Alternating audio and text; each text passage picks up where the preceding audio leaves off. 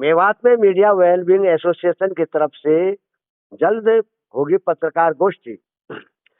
शामिल होंगे केंद्रीय व प्रदेश मंत्री चंद्रशेखर धरनी।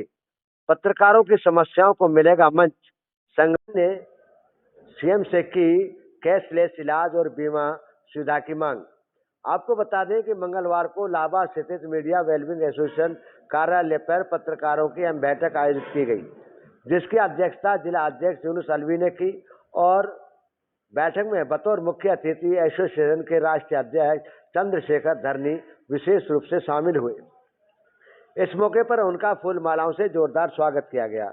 इस दौरान मेवात जिला के सक्रिय पत्रकारों ने अपनी समस्याएं व मांगे राष्ट्रीय अध्यक्ष के सामने खुलकर रखी।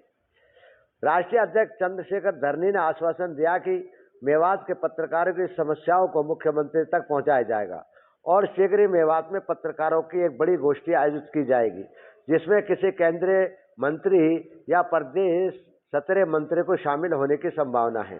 उन्होंने कहा है कि मेवात भले ही पिछड़ा हुआ जिला माना जाता है, लेकिन यहाँ के पत्रकार न सिर्फ जागरूक है बल्कि समाज के हक की आवाज भी मजबूती से उठा रहे हैं।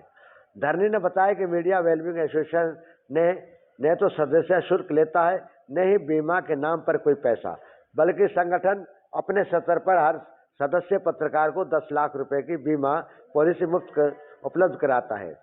इसके अलावा बीमारी या संकट में घिरे पत्रकारों की आर्थिक सहायता भी दी जाती है। उन्होंने कहा है कि संगठन ने हरियाणा के मुख्यमंत्री से राजस्थान की तर्ज पर मान्यता प्राप्त और गैर मान्यता प्राप्त पत्रकारों को कैशलेस इलाज की सुविधा देने और पत्रकारों का मानदेय बढ़ाने और 60 की जगह 58 साल की सेवानिवृत्ति की उम्र निर्धारित करने की मांग की। उन्होंने कहा कि यह स्पष्ट किया कि संगठन पत्रकारों के कल्याण के लिए बिना किसी स्वार्थ के काम करता रहेगा।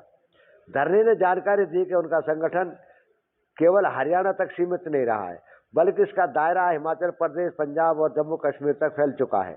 ये संगठन पत्रकारों के लिए एक भरोसेमंद मंच बन चुका है।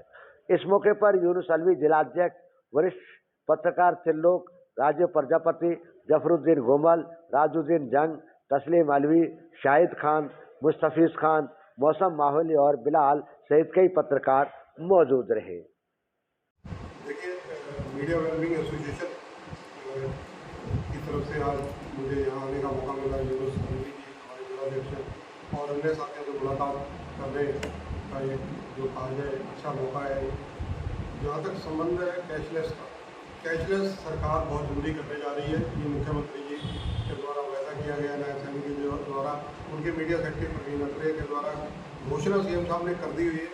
उसमें कुछ कागजों में दिक्कत थी, वो लगभग अधिकारियों की ड्यूटी लगी हुई है, वो पूरा कर रहे हैं और जल्दी ये कैशलेस वाली सुविधा मान्यता प्राप्त पत्रकारों के लिए हरियाणा में लागू हो जाएगी। लेकिन अब हमने इसके साथ साथ गैर मान्यता प्राप्त पत्रकारों के लिए भी हरियाणा सरकार से मांग की है, गुहार की है कि जैसे राजस्थान सरकार ने पत्रकारों को कैशलेस सुविधा सभी को देने की घोषणा की है, चाहे वो मान्यता प्राप्त पत्रकार हो या गैर मान्यता प्राप्त पत्रकार, तो इसलिए हरियाणा सरकार भी राजस्थान सरकार की तर्ज पर हमें ये मान्यता देने का जो है काम, गैर मान्यता प्राप्त पत्रकार दोनों के लिए कम से कम कैशलेस सुविधा जल्दी देने की घोषणा करें।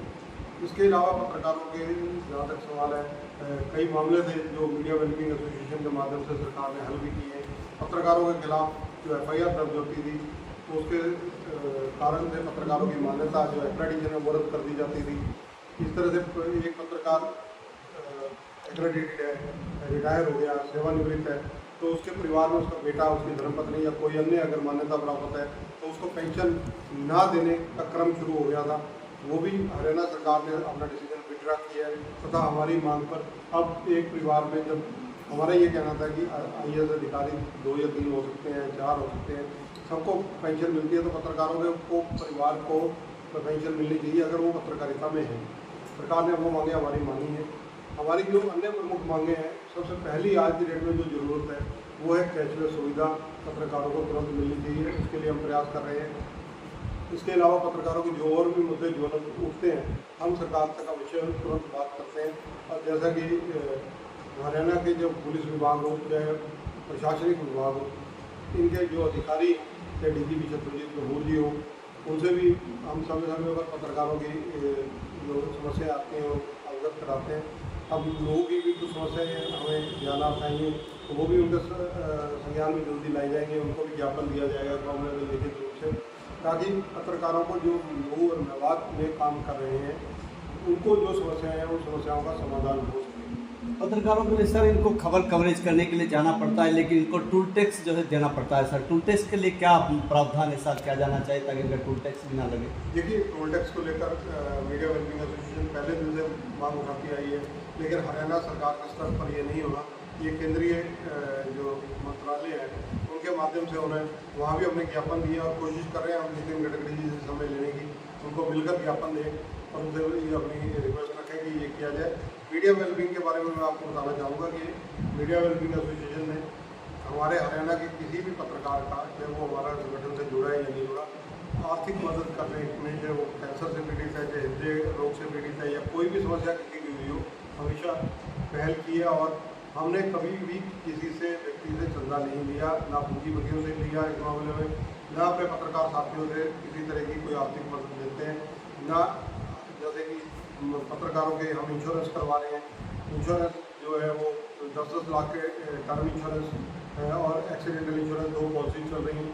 लगभग 1890 पत्रकारों की हरियाणा के अंदर इस वक्त एक्सीडेंटल पॉलिसी चल रही है और 340 के करीब जो है टर्म इंश्योरेंस पॉलिसी चल रही है। हम जिसका इंश्योरेंस करवाते हैं उनको रिन्यू भी कराते हैं और हम किसी पत्रकार पर आर्थिक बोझ नहीं डालते, यानी उनसे 1 रुपया की एक सिंगल पाई भी नहीं लेते। और ये हमारा प्रयास करते हैं कि हम संस्था की तरफ से ही जितना हमें सरकार या मंत्री जिनको हम बुलाते हैं आते हैं, जो धन संग्रह होता है उसी के माध्यम से ही हम अपने बजट के अनुसार सबकी मदद करते हैं। पूरी मदद अगर किसी का मान 7 लाख खर्चा हुआ सारे का सारा हम नहीं दे सकते, लेकिन हम 6वां हिस्सा, 7वां हिस्सा, 8वां हिस्सा जो भी है, जो संस्था की एक कमेटी बनाई हुई है जो निर्णय लेती है उस हिसाब से मदद की जाती है। सर आज मेवात में आप पधारे, कैसा महसूस कर रहे हैं? देखिए, मेवात हरियाणा का एक प्रमुख जिला है और वो जो जब से जिला बना है तो निसंदेह पत्रकारिता के हिसाब से भी यहाँ एक क्रांति और एक सारा संचार देख रहा हूँ आप साथियों के माध्यम से कि जागृति है यहाँ पर विशेष रूप से पत्रकारों में जिज्ञासा है हर चीज़ को जानने की। तो निसंदेह और चीज़ें बहुत कुछ हैं क्योंकि ये दिल्ली के नज़दीक है और यहाँ अभी होनी चाहिए।